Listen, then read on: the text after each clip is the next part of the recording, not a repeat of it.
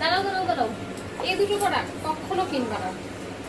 কি কি প্রোডাক্ট সেটা দেখবা তো, দেখাচ্ছি। দাও, সবার ফার্স্টে সেদিন যে দেখিয়েছিলাম গ্লুটা নিয়েছি, একদম কাজ করেনি।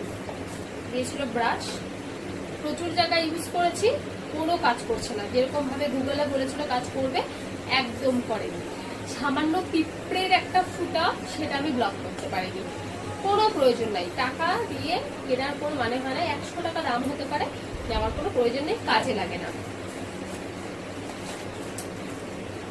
আর তারপর হচ্ছে হ্যাপি প্ল্যানেট।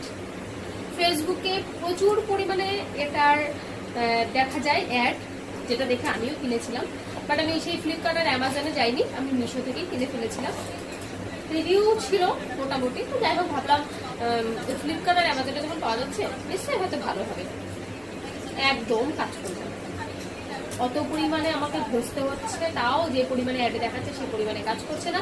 আর অ্যাডে তো জানি একটু লাগালেই হয়ে যাচ্ছে। তো যাই হোক, সে কারণে এই গ্লু আর এই হ্যাপি প্ল্যানেট একদম আপনারা কিনবেন না, ঠিক আছে।